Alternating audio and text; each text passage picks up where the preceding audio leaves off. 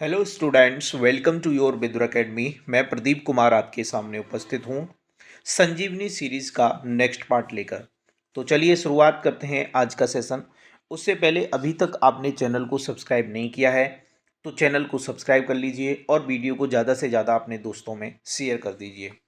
जो छात्र एनटीपीसी की तैयारी कर रहे हैं उनके लिए ये वीडियो काफ़ी हेल्पफुल है, क्योंकि आप किसी भी एग्ज़ाम की तैयारी कर रहे हैं उस एग्ज़ाम में 60 से 70% प्रीवियस ईयर में जो क्वेश्चंस आए हुए होते हैं वही रिपीट होते हैं। और यहाँ पर हम प्रीवियस ईयर में आए हुए क्वेश्चंस ही डिस्कस करते हैं। तो चलिए बिना समय गंवाए हुए स्टार्ट करते हैं आज का पहला क्वेश्चन। नई दिल्ली में स्थित भारतीय संसद भवन की रचना को डैश द्वारा तैयार किया गया था। तो इसका सही जवाब हो जाएगा ऑप्शन ए, सर एडविन लुटियंस और सर हार्वर्ड बेकर के द्वारा नई दिल्ली में स्थित भारतीय संसद भवन की रचना को तैयार किया गया था। अगला क्वेश्चन है, फोर्ट विलियम का निर्माण ईस्ट इंडिया कंपनी ने करवाया था। इस किले के निर्माण स्थल के लिए डैश गांव को उजाड़ा गया था। ये चार ऑप्शंस हैं, आप गैस करिए क्या इसका सही जवाब हो सकता है। तो इसका सही जवाब है गोविंदपुर। फोर्ट विलियम का निर्माण ईस्ट इंडिया कंपनी ने करवाया था, ठीक है। और इस किले के निर्माण के लिए किस गांव को जोड़ा गया था? गोविंदपुर गांव को। इसकी डिटेल देख लेते हैं। फोर्ट विलियम पश्चिम बंगाल के कोलकाता शहर में हुगली नदी के पूर्वी किनारे पर बना एक किला है, जिसे ईस्ट इंडिया कंपनी ने 1696 से 1715 में बनवाया था। ईस्ट इंडिया कंपनी ने कोलकाता में 3 गांव कालीकट, गोविंदपुर और सूतानाती को जमींदारी में प्राप्त किया था। इसी स्थान पर फोर्ट विलियम का निर्माण हुआ। अगला क्वेश्चन है, राष्ट्रीय युद्ध स्मारक का निर्माण करने का प्रस्ताव है। क्या है इसका सही जवाब? आप मेरे करेक्ट आंसर बताने से पहले खुद भी इसका सही आंसर बताने की कोशिश करिए। डजंट मैटर आप गलत बताएंगे, उससे फ़र्क नहीं पड़ता, क्योंकि आप गलत बताने के बाद में जब इसका सही जवाब सुनेंगे तो आपके दिमाग में छप जाएगा। और आप सही जवाब बताते हैं तो और अच्छी बात है, आपका रिवीजन हो जाएगा। इसका सही जवाब हो जाएगा ऑप्शन सी, नई दिल्ली। राष्ट्रीय युद्ध स्मारक का निर्माण करने का प्रस्ताव है नई दिल्ली में। राष्ट्रीय युद्ध स्मारक नई दिल्ली स्थित इंडिया गेट के समीप सी हेक्सागन में बनाया गया है। यह स्मारक मातृभूमि की रक्षा में प्राणों का बलिदान देने वाले सैनिकों के सम्मान में बनाया गया है। अगला क्वेश्चन, विक्टोरिया टर्मिनल, जिसे अब छत्रपति शिवाजी टर्मिनल कहा जाता है, इसका निर्माण डैश में किया गया था। कब किया गया था ये? आपके लिए मैं थोड़ा सा समय दिया करूंगा, ठीक है। उसके बाद ही मैं सही जवाब बताऊंगा। तब तक आप अपने दिमाग में इसका सही आंसर बताने की कोशिश करिएगा। तो इसका सही जवाब हो जाएगा ऑप्शन सी, 1888 में विक्टोरिया टर्मिनल, जिसे अब छत्रपति शिवाजी टर्मिनल कहा जाता है, इसका निर्माण 1888 में किया गया था। विक्टोरिया टर्मिनल अब छत्रपति शिवाजी टर्मिनल कहा जाता है। यह भारत की वाणिज्यिक राजधानी मुंबई में स्थित एक ऐतिहासिक रेलवे स्टेशन है, जो मध्य रेलवे का मुख्यालय भी है। इसका निर्माण 1888 ईस्वी में किया गया था। वास्तुकला की गोथिक शैली में निर्मित सीएसटी को यूनेस्को की विश्व धरोहर सूची में शामिल किया गया है। निम्न द्वारों में से किसका निर्माण प्रथम विश्व युद्ध में शहीद हुए सैनिकों की स्मृति में किया गया था? बताइए क्या है इसका सही जवाब।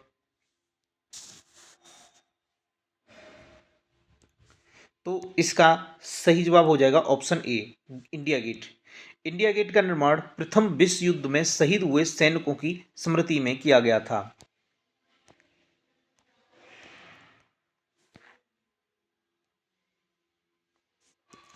नई दिल्ली के मध्य में 42 मीटर ऊंचा इंडिया गेट मेहराबदार आर्क द ट्रायम्फ के रूप में है। यह प्रथम विश्व युद्ध में शहीद हुए 70,000 भारतीय सैनिकों का स्मारक है। इंडिया गेट की आधारशिला 1921 में ड्यूक ऑफ कनाट ने रखी थी। इसे एडमिन लुटियन ने डिजाइन किया था। इस स्मारक को 10 वर्ष बाद तत्कालीन वायसराय लॉर्ड इरविन ने राष्ट्र को समर्पित किया। दिल्ली में संसद भवन का निर्माण किस अवधि के दौरान किया गया था? तो इसका सही जवाब हो जाएगा ऑप्शन सी, 1921 से 1927। इस अवधि के दौरान दिल्ली में संसद भवन का निर्माण किया गया था। संसद भवन का निर्माण 1921 से 1927 के दौरान किया गया था। इसका डिजाइन वास्तुकार एडमिन लुटियंस ने तैयार किया था। इसका उद्घाटन तत्कालीन वायसराय लॉर्ड इरविन ने 19 जनवरी 1927 को, माफ कीजिए 18 जनवरी 1927 को किया था। उस वास्तुकार का नाम बताएं जिसने नई दिल्ली को डिजाइन किया है। क्या है इसका सही जवाब? तो इसका सही जवाब है सर एडविन लुटियंस। इसने नई दिल्ली को डिजाइन किया। सर एडविन लुटियंस 20वीं शताब्दी के एक प्रसिद्ध ब्रिटिश वास्तुकार थे। इन्होंने तत्कालीन राजधानी दिल्ली की अभिकल्पना तैयार की थी, जिसमें संसद भवन, इंडिया गेट, वायसराय हाउस इनके द्वारा डिजाइन किए गए प्रमुख स्थापत्य हैं। अब जो हम क्वेश्चंस डिस्कस करेंगे ये इंडिया आफ्टर इंडिपेंडेंस से रिलेटेड होंगे। बांग्लादेश को स्वतंत्र देश का दर्जा कब प्राप्त हुआ? तो इसका सही जवाब है 1971। 1971 में बांग्लादेश को स्वतंत्र देश का दर्जा प्राप्त हुआ था। बांग्लादेश पूर्वी भारत के बंगाल का हिस्सा था। 1526 से 1858 तक इस पर मुगलों का शासन था। वर्ष 1947 में भारत पाकिस्तान को आज़ादी मिली तो बंगाल मुस्लिम बहुल क्षेत्र पाकिस्तान का हिस्सा पूर्वी पाकिस्तान बन गया। पूर्वी पाकिस्तान और पश्चिमी पाकिस्तान की वार्ता विफल होने के बाद 26 मार्च 1971 को शेख मुजीबुर्रहमान ने बांग्लादेश की स्वतंत्रता की घोषणा कर दी और 16 दिसंबर 1971 को आधिकारिक रूप से आज़ादी मिली। अगला क्वेश्चन है कि भारत और पाकिस्तान के बीच 1960 में हुई सिंधु जल समझौता पर किस शहर में हस्ताक्षर किए गए थे? तो इसका सही जवाब हो जाएगा ऑप्शन सी, कराची में। ठीक है, भारत और पाकिस्तान के बीच 1960 में हुई सिंधु जल समझौता पर कराची में हस्ताक्षर किए गए थे। भारत और पाकिस्तान के बीच 1960 में हुई सिंधु जल समझौता वर्ल्ड बैंक के प्रयासों द्वारा पाकिस्तान के कराची शहर में संपन्न हुई। इस संधि के तहत 3 पूर्वी नदियां रावी, ब्यास और सतलज के पानी पर भारत को पूरा हक दिया गया। शेष 3 पश्चिमी नदियां झेलम, चिनाब, सिंधु के नाम से भाब को बाधा रहित पाकिस्तान देना तय हुआ। स्वतंत्रता के समय ब्रिटिश भारत में डैश रियासतें शामिल थीं। कितनी रियासतें थीं?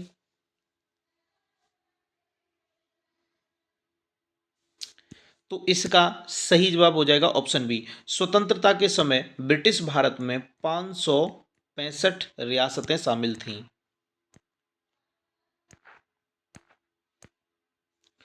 स्वतंत्रता के समय ब्रिटिश भारत में 565 रियासतें शामिल थीं। सरदार वल्लभ भाई पटेल को वीपी मेनन की सहायता से रियासतों के एकीकरण का कार्य सौंपा गया था।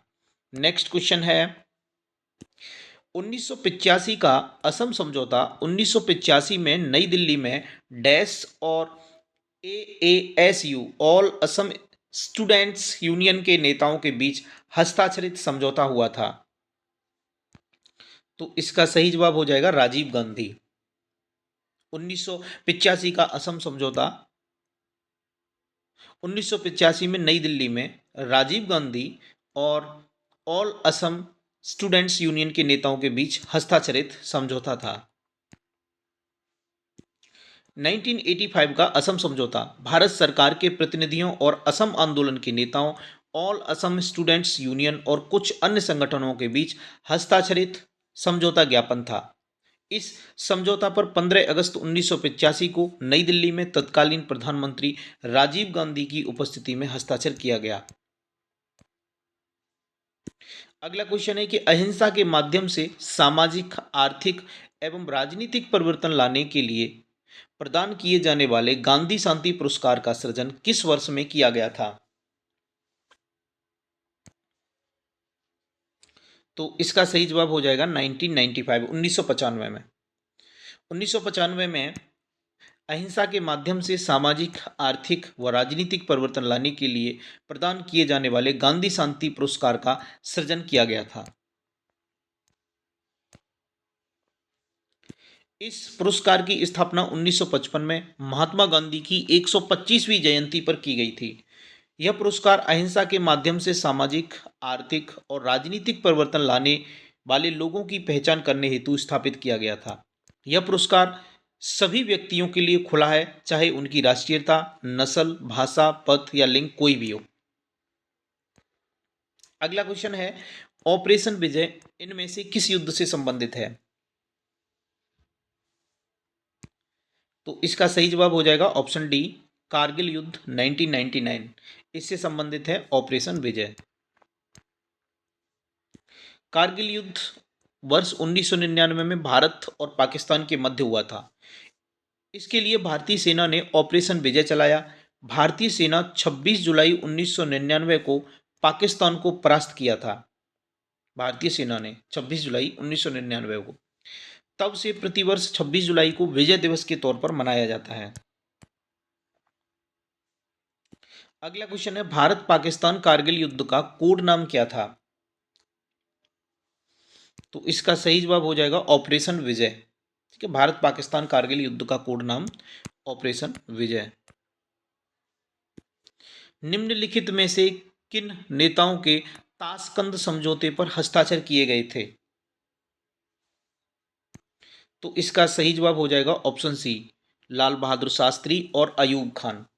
इन नेताओं के ताशकंद समझौते पर हस्ताक्षर किए गए थे।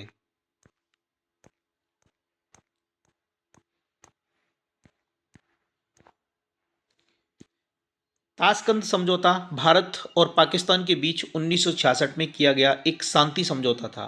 इसके अनुसार भारत और पाकिस्तान अपनी शक्ति का प्रयोग एक दूसरे के खिलाफ नहीं करेंगे और अपने झगड़ों को शांतिपूर्ण ढंग से हल करेंगे। यह समझौता 1965 में हुए युद्ध विराम के बाद सोवियत संघ की मध्यस्थता से पाकिस्तान के जनरल अयूब खान और भारतीय प्रधानमंत्री लाल बहादुर शास्त्री के मध्य हुआ था। ताशकंद वर्तमान में उज्बेकिस्तान में है। तो अगला क्वेश्चन है कि किस भारत पाकिस्तान युद्ध के बाद ताशकंद घोषणा हुई थी? तो इसका सही जवाब हो जाएगा ऑप्शन बी, 1965 के भारत पाकिस्तान के युद्ध के बाद ताशकंद घोषणा हुई थी। अगला क्वेश्चन है, 1972 का शिमला समझौता इंदिरा गांधी और डैश के बीच हस्ताक्षरित किया गया था। तो इसका सही जवाब हो जाएगा ऑप्शन ए, जुल्फिकार अली भुट्टो। 1972 का शिमला समझौता इंदिरा गांधी और जुल्फिकार अली भुट्टो के बीच हस्ताक्षरित किया गया था। 1971 के भारत पाकिस्तान के युद्ध के बाद 1972 में भारत के शिमला में एक संधि पर हस्ताक्षर हुए, जिसे शिमला समझौता कहा जाता है। भारत की तरफ से इंदिरा गांधी तथा पाकिस्तान की तरफ से जुल्फिकार अली भुट्टो शामिल थे। उल्लेखनीय है कि 1971 के भारत पाकिस्तान युद्ध में पाकिस्तान के 90,000 से अधिक सैनिकों ने भारतीय सेनाओं के सामने आत्मसमर्पण किया था। तत्कालीन पूर्व पाकिस्तान को बांग्लादेश के रूप में पाकिस्तानी शासन से मुक्ति प्राप्त हुई थी। अगला क्वेश्चन देखने को मिलता है, शिमला समझौता 1972 पर किनके द्वारा हस्ताक्षर किए गए थे? तो इसका सही जवाब हो जाएगा ऑप्शन बी, इंदिरा गांधी एवं जेड ए भुट्टो द्वारा शिमला समझौता 1972 पर हस्ताक्षर किए गए थे। अगला क्वेश्चन है कि भारत की स्वतंत्रता के बाद गोवा डैश राज्य था?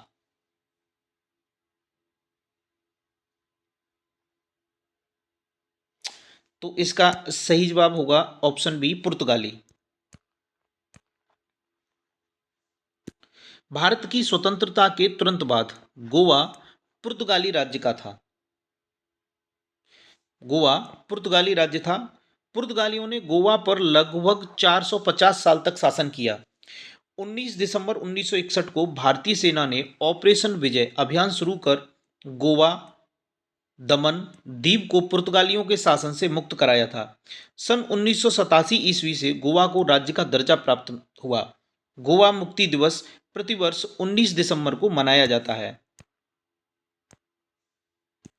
निम्नलिखित में से कौन से वर्ष में भारत पाकिस्तान का युद्ध नहीं हुआ? तो इसका सही जवाब हो जाएगा ऑप्शन बी, 1962 में।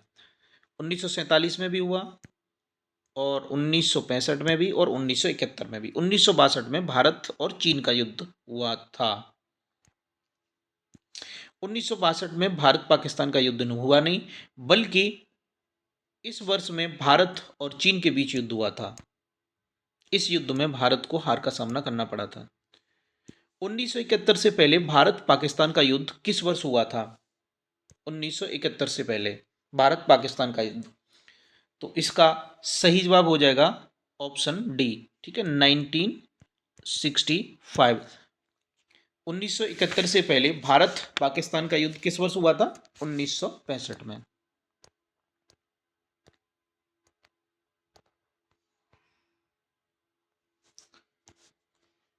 बांग्लादेश बांग्लादेश को किस देश से स्वतंत्रता मिली? तो इसका सही जवाब हो जाएगा ऑप्शन सी, पाकिस्तान से। बांग्लादेश को पाकिस्तान से स्वतंत्रता मिली।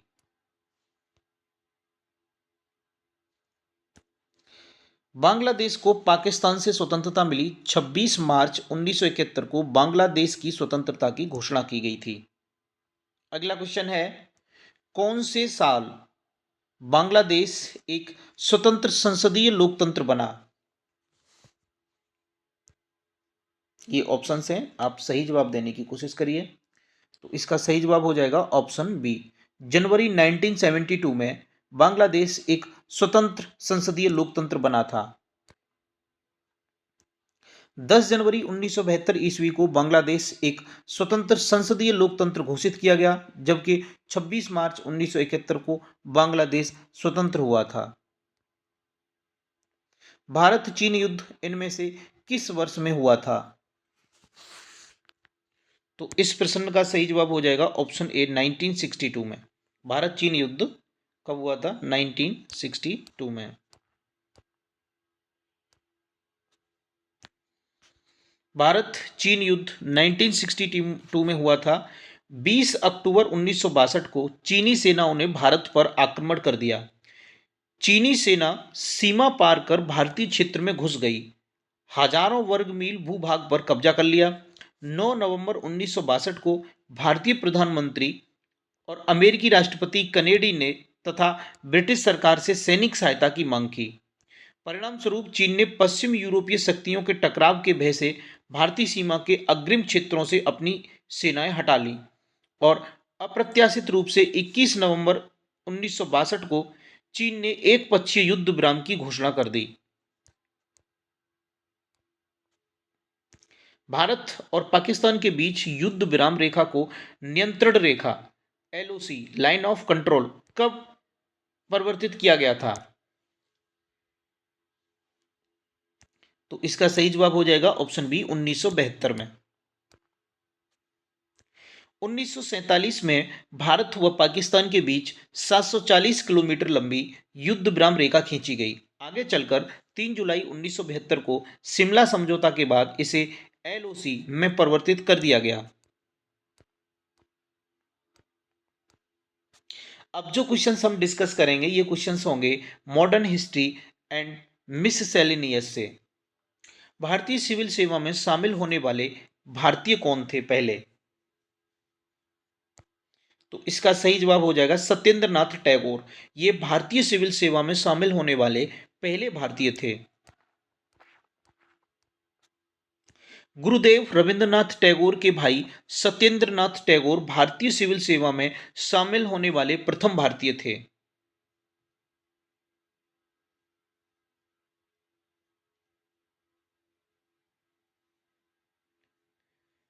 1863 में सिविल सेवा परीक्षा में सफलता प्राप्त की थी। 3 वर्ष बाद 4 अन्य भारतीयों ने इस परीक्षा में सफलता प्राप्त की थी।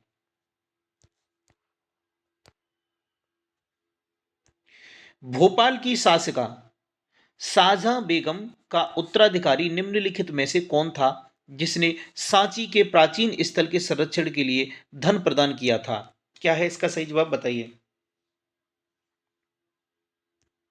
तो इसका सही जवाब हो जाएगा ऑप्शन ए, सुल्तान जहां बेगम।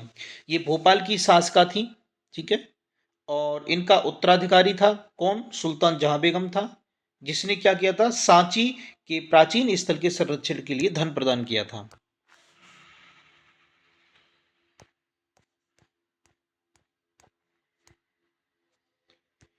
भोपाल की शासिका शाहजहां बेगम की उत्तराधिकारी सुल्तान जहां बेगम थी, जिसने सांची के प्राचीन स्थल के संरक्षण के लिए धन प्रदान किया था। वह भोपाल की अंतिम शासिका बेगम थी। उन्होंने 1909 से 1926 तक शासन किया, जिसके बाद उनका पुत्र उत्तराधिकारी बना।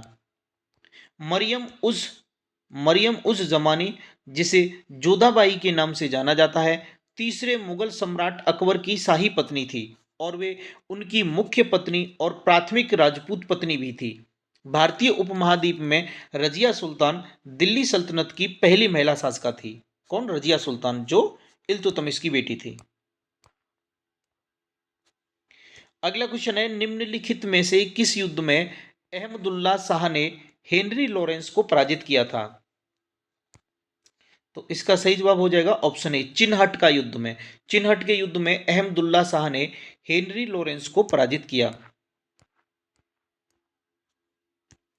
चिनहट की लड़ाई 30 जून 1857 को ब्रिटिश सेना और भारतीय विद्रोहियों के बीच चिनहट लखनऊ के पास इस्माइलगंज में लड़ी गई थी। इसमें अंग्रेजी सेना का नेतृत्व अवध के चीफ कमिश्नर हेनरी लॉरेंस और भारतीय विद्रोहियों का नेतृत्व बरकत अहमद और मौलवी अहमदुल्ला शाह ने किया था। इस युद्ध में ब्रिटिश सेना पराजित हुई थी।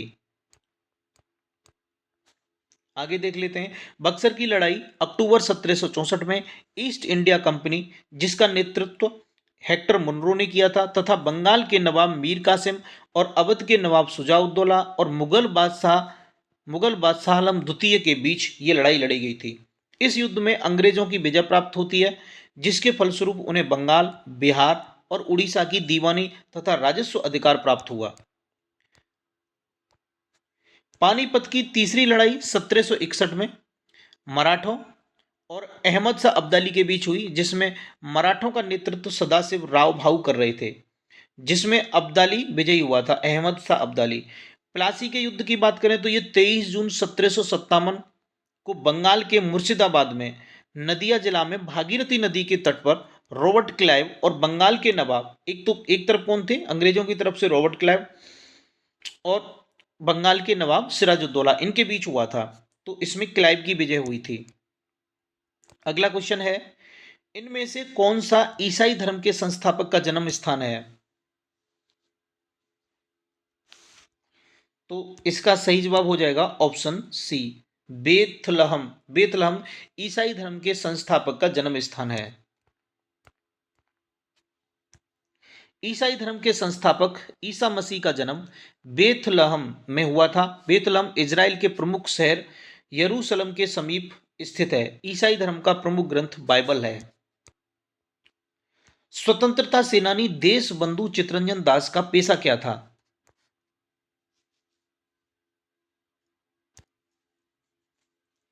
तो इसका सही जवाब हो जाएगा ऑप्शन सी, वकील। स्वतंत्रता सेनानी देशबंधु चितरंजन दास का पेशा वकील था। स्वतंत्रता सेनानी देशबंधु चितरंजन दास पेशे से वकील थे। चितरंजन दास अलीपुर षड्यंत्र कांड जो 1908 में के अभियुक्त अरविंद घोष के बचाव के लिए बचाव पक्ष के वकील थे। असहयोग आंदोलन के अवसर पर इन्होंने अपनी वकालत छोड़ दी थी। 1921 में अहमदाबाद में हुए कांग्रेस अधिवेशन के ये अध्यक्ष थे। इन्होंने मोतीलाल नेहरू के साथ मिलकर 1923 में इलाहाबाद में स्वराज पार्टी की स्थापना की थी। 1923 में, और कहाँ की थी? इलाहाबाद में। किसकी? स्वराज पार्टी की।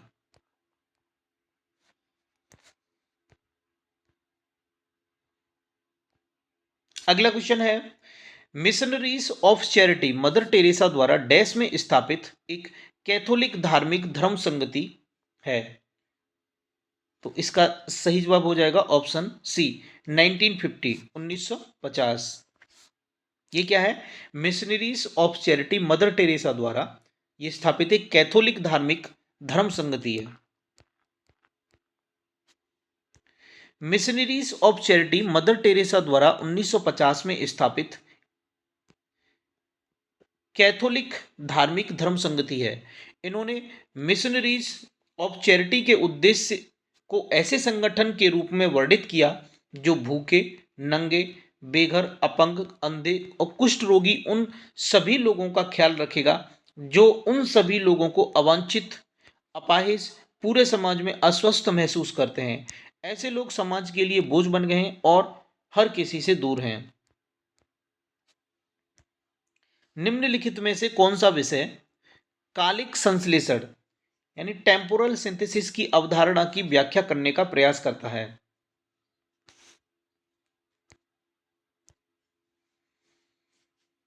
तो इसका सही जवाब हो जाएगा ऑप्शन डी इतिहास। इतिहास कालिक संश्लेषण की अवधारणा की व्याख्या करने का प्रयास करता है। दिए गए विषयों में विषय कालिक संश्लेषण की अवधारणा की व्याख्या करने का प्रयास करता है। भूगोल विषय द्वारा स्थानिक संश्लेषण की अवधारणा की व्याख्या करने का प्रयास किया जाता है। अगला क्वेश्चन है, देश में 562 रियासतों को एकीकृत करके भारत के राजनीतिक एकीकरण का श्रेय किस हस्ती को दिया जाता है?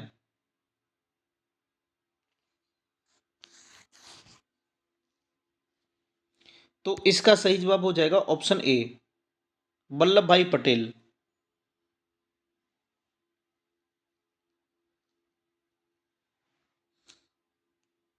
सरदार वल्लभ भाई पटेल। अब यहाँ पर ये क्या लिख दिया है, वल्लभ भाई झावेर भाई पटेल। ठीक है, तो ये होता है ना सरदार वल्लभ भाई पटेल। सरदार वल्लभ भाई पटेल। ठीक है, ऑप्शन के हिसाब से यही सही होगा। श्रेय 562 में रियासतों को एकीकृत करके भारत के राजनीतिक एकीकरण का श्रेय वल्लभ भाई झावेर भाई पटेल को दिया जाता है। निम्नलिखित में से 1934 में स्थापित कांग्रेस सोशलिस्ट पार्टी के संस्थापकों में से एक थे। तो इसका सही जवाब हो जाएगा ऑप्शन ए जयप्रकाश नारायण। 1934 में स्थापित कांग्रेस सोशलिस्ट पार्टी के संस्थापक कौन? जयप्रकाश नारायण थे। कांग्रेस सोशलिस्ट पार्टी भारतीय राष्ट्रीय कांग्रेस के भीतर एक समाजवादी गुट था। इसकी स्थापना 1934 ईस्वी में आचार्य नरेंद्र देव और जयप्रकाश नारायण द्वारा की गई थी, जिन्होंने गांधी जी के तर्क विरोधी रहस्यवाद के साथ साथ कांग्रेस के प्रति भारतीय कम्युनिस्ट पार्टी के सांप्रदायिक रवैये को खारिज कर दिया था। कांग्रेस सोशलिस्ट पार्टी के संस्थापक सदस्यों में राम मनोहर लोहिया और मीनू मसौनी आदि प्रमुख नेता थे। भारत में प्रथम स्थलाकृतिक सर्वेक्षण किसने शुरू किया था? तो इसका सही जवाब हो जाएगा ऑप्शन बी मेजर जेम्स रेनेल ने क्या किया था? भारत में प्रथम स्थलाकृतिक सर्वेक्षण।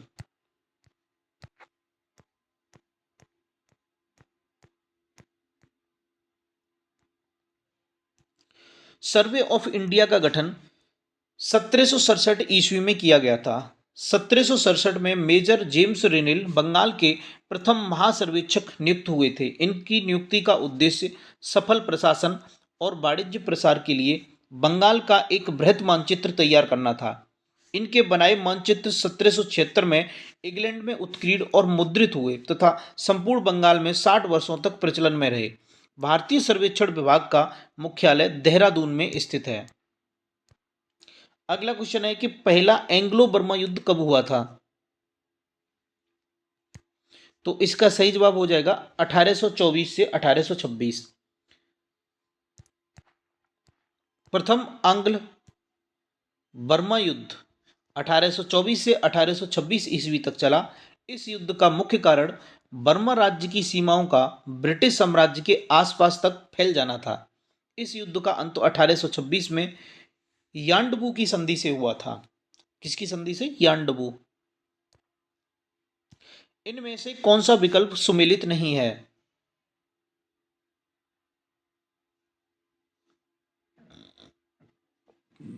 स्वराज दल सीआर दास, ठीक है। वैज्ञानिक समाज एम एन रॉय, भूदान आंदोलन विनोबा भावे, लेकिन ये सुमेलित नहीं है, और जो सुमेलित नहीं है वही हमारा आंसर है। वेद समाज का कौन होना चाहिए? केशव चंद्र सेन, केशव चंद्र सेन। स्वराज दल सीआर दास, वैज्ञानिक समाज एम एन रॉय, भूदान आंदोलन विनोबा भावे, और वेद समाज केशव चंद्र सेन। निम्नलिखित में से किस युग्म में दो पक्षीय प्रणाली है? तो इसका ऑप्शन हो जाएगा डी। संयुक्त राज्य अमेरिका और यूनाइटेड किंगडम में दो पक्षीय प्रणाली है। दो दलीय प्रणाली एक ऐसी राजनीतिक दल प्रणाली है जहां दो प्रमुख राजनीतिक दल सरकार के भीतर राजनीति को प्रभावित करते हैं। दोनों दलों में से आमतौर पर एक के पास विधायिका में बहुमत होता है और इसे प्राय बहुमत प्राप्त या शासक दल कहा जाता है, जबकि दूसरा विपक्षी दल कहा जाता है। संयुक्त राज्य अमेरिका और ब्रिटेन दोनों देशों में दो दलीय शासन व्यवस्था कायम है, अर्थात सत्ता की बागडोर दोनों देशों में दो दलों के पास ही स्थानांतरित होती रहती है। संयुक्त राज्य अमेरिका में दो दल डेमोक्रेटिक पार्टी तथा रिपब्लिकन पार्टी है, तथा ब्रिटेन के दो दल कंजर्वेटिव पार्टी तथा लेबर पार्टी है। अगला है, इनमें से कौन सा किला तमिलनाडु में स्थित है? तो इसका सही जवाब हो जाएगा ऑप्शन ए, मनोरा का किला। मनोरा का किला कहां है? तमिलनाडु में स्थित है। मनोरा किला तमिलनाडु के तंजावुर जिले में स्थित एक प्राचीन किला है। इसका निर्माण 1814 से 1815 ईस्वी में किया गया था तथा इसके निर्माता मराठा शासक सरफोजी द्वितीय थे। यह द्रविड़ शैली में बना है। कौन थे? सरफोजी द्वितीय। तो आज के लिए बस इतना ही। यहाँ से आगे हम नेक्स्ट वीडियो में डिस्कस करेंगे, ठीक है। और कुछ क्वेश्चंस, दो तीन क्वेश्चंस रह गए थे, उन्हें देख लेते हैं। एक सेकेंड।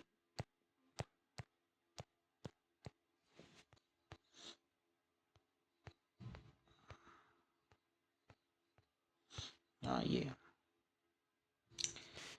अंग्रेजों द्वारा कोलकाता में संगमरमर की एक विशाल इमारत का निर्माण कराया गया था जो ताजमहल की प्रतिकृति है। इस इमारत का नाम बताइए। ये 1446 है, और इससे पहले 1445 तक आपको इससे पहले जो वीडियो अपलोड की गई थी उसमें देखने को मिल जाएंगे। तो इसका सही जवाब क्या है? इसका सही जवाब हो जाएगा ऑप्शन बी, ठीक है, Victoria memorial. Victoria memorial hall of Victoria memorial hall भारतीय राज्य पश्चिम बंगाल के कोलकाता नगर में स्थित है। लॉर्ड कर्जन ने एक संग्रहालय और उद्यानों के साथ एक भव्य इमारत के निर्माण का प्रस्ताव रखा। वेल्स के राजकुमार, जो बाद में जॉर्ज पंचम के रूप में सिंहासन रूढ़ हुए, 4 जनवरी 1906 को शिलान्यास किया और इसे औपचारिक रूप से 1921 में जनता के लिए खोल दिया। यह स्मारक महारानी विक्टोरिया को समर्पित है। आगरा के ताजमहल के आधार पर डिजाइन किया गया है। अगला क्वेश्चन है, प्रसिद्ध पर्यटक आकर्षण विक्टोरिया मेमोरियल कहाँ स्थित है? तो इसका सही जवाब हो जाएगा ऑप्शन बी, पश्चिम बंगाल में। भारत के उस स्थान का नाम बताइए जहां शून्य मील का पत्थर, 0 माइल स्टोन देखा जा सकता है, जिसमें बलुआ पत्थर से बने 4 घोड़ों युक्त एक स्तंभ की आकृति बनी हुई है। तो इसका सही जवाब हो जाएगा ऑप्शन डी, नागपुर। महाराष्ट्र के नागपुर में 0 माइल स्टोन एक स्मारक है। अंग्रेजों के शासनकाल में यह जगह भारत का केंद्र बिंदु था। अंग्रेजों ने ही यहाँ पर 0 माइल स्टोन लगाया था और उस समय यही देश के अन्य हिस्सों की दूरी मापी जाती थी। यहाँ के 0 माइल स्टोन पर 4 घोड़ों और बलुआ पत्थर का एक पिलर बनाया गया है। अगला क्वेश्चन है, और यही आज का अंतिम है, क्योंकि 1449 और 1450 तक, तो 1450 से ही हमने इस वीडियो में स्टार्ट किए थे। नई दिल्ली में स्थित इंडिया गेट का डिजाइन किस वास्तुकार ने किया था? तो इसका सही जवाब हो जाएगा ऑप्शन डी। ठीक है, एडविन लुटियंस। देखिए, कलकत्ता का जॉब चॉर्नॉक ने, India Gate sir Edwin Lutyens, Sansad Bhavan का हार्वर्ड बेकर, चंडीगढ़ का ली कार्बूसियर और राष्ट्रपति भवन का सर एडविन लुटियंस ने। तो आज के लिए इतना ही, यहाँ से आगे हम नेक्स्ट वीडियो में डिस्कस करेंगे। आज का वीडियो आपको कैसा लगा कमेंट बॉक्स में टाइप करके जरूर बताइए, और वीडियो को अगर अभी तक आपने लाइक नहीं किया है तो लाइक कर दीजिए और चैनल को सब्सक्राइब कर लीजिए। थैंक्स फॉर वॉचिंग, मिलते हैं अगली वीडियो में।